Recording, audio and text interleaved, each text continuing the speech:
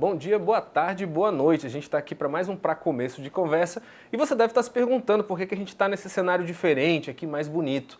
A gente está na Casa O Povo, dentro da Casa Cor 2024, onde a gente vai gravar 4, né? Esse é o primeiro programa aqui participando do evento. E lembrando que você, que é assinante do O Povo Mais, tem 50% de desconto durante toda a duração do evento aqui na Casa Cor. E segunda novidade que a gente tem é que a gente está agora, para começo de conversa, com uma parceria com a Tangerine Óculos, viu? Inclusive, eu já estou aqui com o meu. Já peguei o meu Tangerine aqui e eu indico para vocês que olhem ali, deem uma conferida nas redes sociais da Tangerine, que tem muito modelo bacana, muita promoção legal aí para você que é assinante do Povo Mais. E vamos lá para o nosso Pra Começo de Conversa, aquele espaço que a gente tem toda semana, que a gente traz seus comentários, suas críticas, enfim, esse espaço para aproximar um pouco você, assinante do Povo Mais, da produção do nosso portal.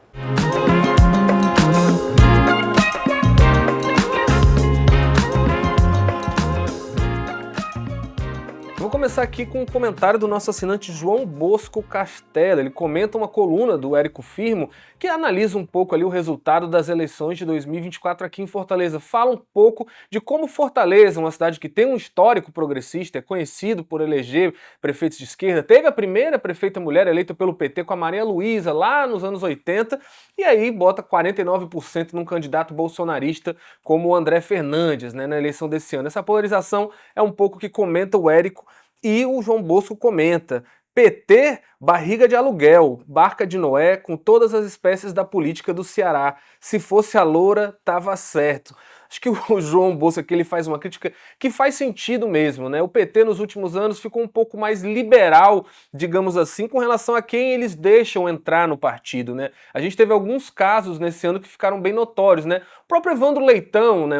Um chegado de última hora, se filiou ali no ano passado, já com vistas para disputar a eleição aqui em Fortaleza, tirando ali dentro da disputa interna a Luiziane, né, que é até o que o João Bosco faz referência, que é um quadro mais consolidado, mais ligado às pautas, à militância do partido. Você teve o caso muito marcante lá de Iguatu, por exemplo, que o Willo Neto foi candidato, se filiando ao PT recentemente também, e que alguns anos atrás, lá em 2014, o pai dele, Agenor Neto, era uma das principais lideranças do PSDB no Ceará, o PSDB antigo, né? Aquela época em que eles ainda polarizavam com o PT. Na eleição de 2014, até uma das únicas cidades do Nordeste que o Aécio Neves veio foi Iguatu, fazendo campanha ali porque ele tinha uma relação com o Agenor, e veja só, o Agenor filia o filho ao PT, frustrando os planos do PT local, né? Que o PT tinha candidato lá em Iguatu, o empresário Savi Larruca, que saiu do partido, foi parar no PSB e acabou ali derrotado os dois, né? Tanto o Willo quanto ele para o Roberto Filho, do PSDB. Então veja as voltas que o mundo dá. E caso também de Maracanaú, né? Que a gente viu o grupo do Júlio César Costa Filho, o filho dele, o Júlio César Filho,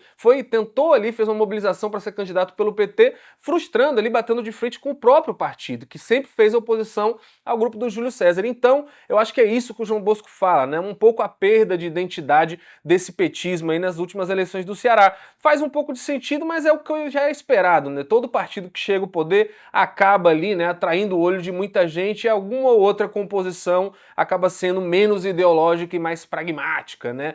Até o próprio caso do Evandro pesou muito a atuação que ele teve como presidente da Assembleia e deputado ali em 2022 para ajudar a formar a base de prefeitos que apoiou o Eumano de Freitas. Então, uma mão lava a outra e às vezes esse pragmatismo fala muito mais alto que histórico de militância no partido. Eu acho que é isso que o João Bosco critica, que provoca. Vou para o segundo comentário agora do nosso assinante Francisco Júnior.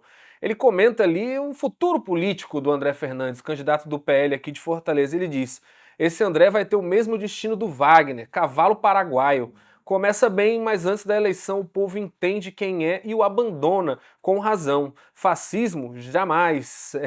Francisco Júnior, será? Eu acho que é uma possibilidade sim. O André tem uma tarefa aí que deve ser uma das mais difíceis, não é simples, que é manter um eleitorado, né, depois de um resultado bem, né, bem proporcional ali para você, ainda mais um candidato de primeira tentativa ali na eleição. Não é simples manter isso, né? Conquistar um eleitor numa eleição não quer dizer que esse pessoal continua com você. Mas é uma tarefa que ele já está começando ali a se mobilizar. A gente já teve essa semana, por exemplo, o André Fernandes fez atos ali em 3 bairros da prefeitura, da periferia de Fortaleza, muito para tentar agradecer aos votos ali, mas, cara, isso é, claro, a justificativa oficial, que a gente sabe, na verdade, isso é uma movimentação para tentar segurar esse pessoal, segurar esse eleitor, manter algum tipo de proximidade e de diálogo com ele fora do período de eleição, né?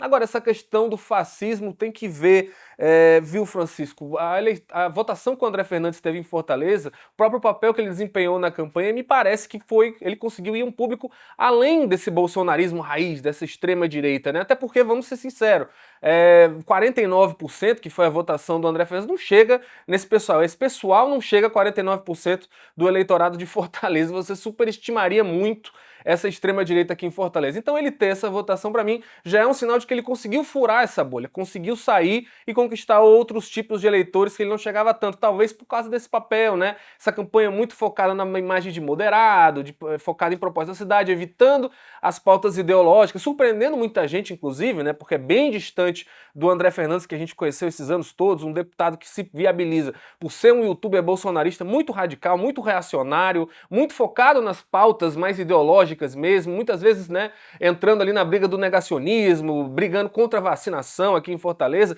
fez acusações falsas contra, né, os efeitos da vacina e tudo, depois mudou de opinião, voltou, enfim, um perfil muito diferente do que ele fez durante a campanha. E aí a grande questão é essa, será que ele consegue manter isso? Porque até então, o que a gente viu no André Fernandes na campanha era aquela coisa, né, instruído ali por marqueteiros, de olho na eleição, na votação, muito, né, em ambientes muito controlados, que é o grande característica de um processo de uma campanha eleitoral. Daqui pra frente a coisa vai ser bem diferente. Será que o personagem André Fernandes moderado continua ou será que vai voltar um pouco do velho André? É isso aí que é o grande desafio para ele.